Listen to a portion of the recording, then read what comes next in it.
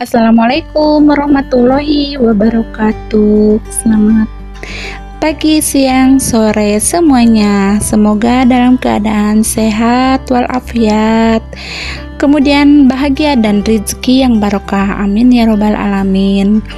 Ketemu lagi sama Tes Channel Tuti Suryati. Kali ini saya akan membahas tentang masih di Quran Hadis bab 8 kelas 10, yaitu tentang hadis sumber ajaran Islam, dimana sebelumnya kita sudah bahas tentang bagaimana cara memahami hadis, khobar, sunnah, dan atsar. Kemudian kita juga udah mengetahui tentang perbedaan antara Al-Quran dan hadis. Nah, sekarang waktunya kita memahami tentang hadis sumber ajaran Islam ya.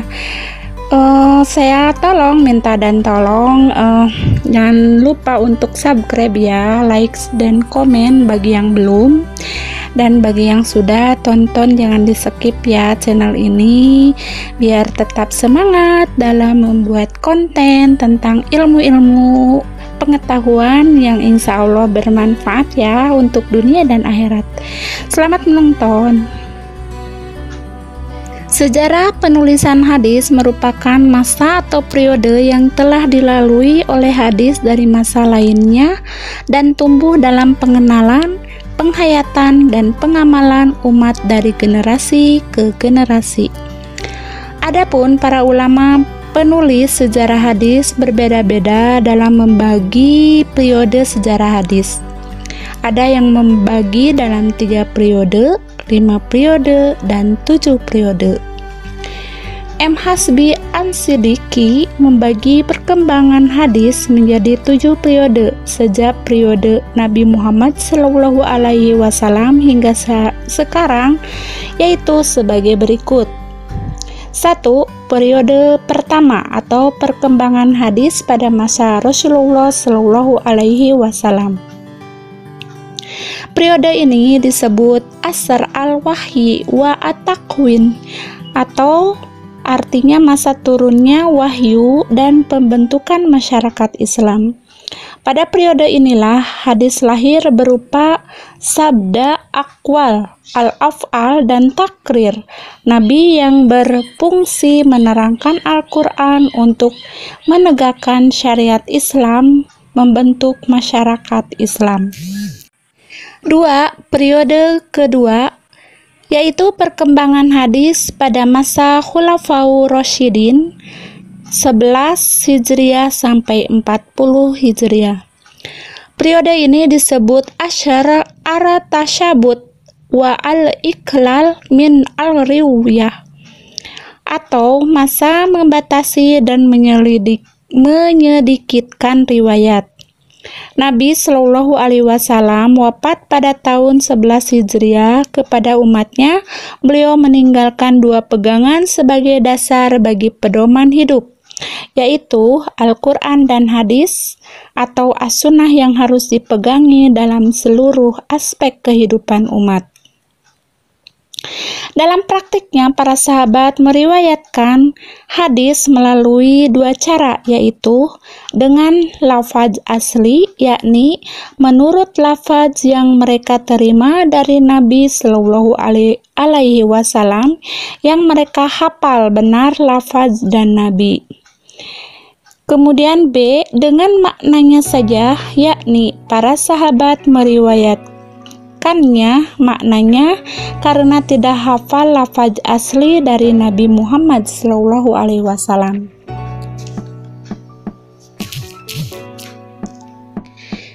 3. Periode ketiga, yaitu perkembangan pada masa sahabat kecil dan tabi'in.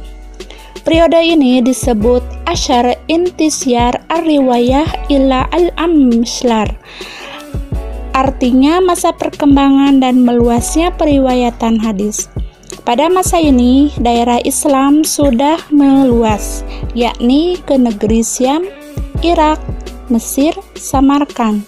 Bahkan pada tahun 93 Hijriah meluas sampai ke Spanyol.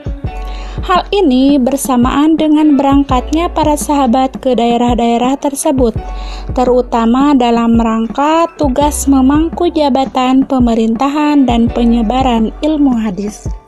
Periode keempat, yaitu perkembangan hadis pada abad kedua dan ketiga Hijriah.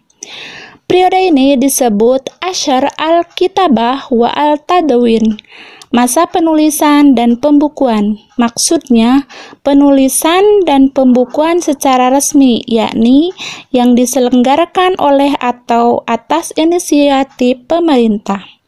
Adapun kalau secara perseorangan sebelum abad kedua Hijriah, hadis sudah banyak ditulis, baik pada masa tabi'in, sahabat kecil, sahabat besar, bahkan masa Nabi Shallallahu Alaihi Wasallam, meskipun dengan kondisi seadanya. Masa pembukuan secara resmi dimulai pada awal abad 2 Hijriah, yakni pada masa pemerintahan Khalifah Umar bin Abdul Aziz tahun 101 Hijriah. Sebagai Khalifah, Umar ibnu Aziz sadar bahwa para perawi yang menghimpun hadis dalam hafalannya semakin banyak yang meninggal.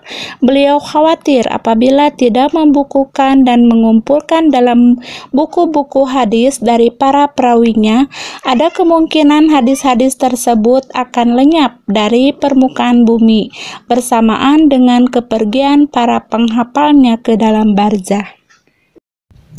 Pembukuan seluruh hadis yang ada di Madinah dilakukan oleh Imam Muhammad ibnu Muslim ibnu Shihab az-Zuhri, yang memang terkenal sebagai seorang ulama besar dari ulama-ulama hadis pada masanya.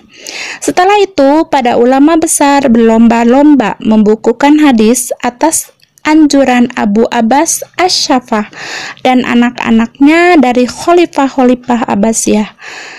Berikut tempat dan nama-nama tokoh dalam pengumpulan hadis. 1. Pengumpul pertama di kota Mekah, yaitu Ibnu Juraij. Kedua, pengumpul pertama di kota Madinah, yaitu Ibnu Ishaq. Ketiga, pengumpul pertama di kota Basrah, Ar-Rabi ibnu Syahib. Keempat, pengumpul pertama di Kufah, Sufyan at-Tasyauri. Kelima, pengumpul pertama di Syam, Al-Auza'i. Keenam, pengumpul pertama di Wasit, Hasyain al-Washidhi. Ketujuh, pengumpul pertama di Yaman, yaitu Ma'mar al-Azdi. 8. Pengumpul pertama di Rey, Jaril al-Zabbi. 9. Pengumpul pertama di Khurasan, Ibnu Mubarak. Dan 10. Pengumpul pertama di Mesir, Al-Laits ibnu Sa'ad. Adapun kitab-kitab hadis yang telah dibukukan dan dikumpulkan dalam abad kedua ini jumlahnya cukup banyak, akan tetapi yang masyhur di kalangan ahli hadis diantaranya 1. Al-Muwatta, susunannya Imam Malik. 2. Al-Maghazi wa Siyar, susunan Muhammad ibnu Ishaq. 3. Az-Jami, susunan atau Al-Jami, susunan Abdurrazzaq As-San'ani. 4. Al-Musannaf, susunan Si'bah ibnu Hajjaj.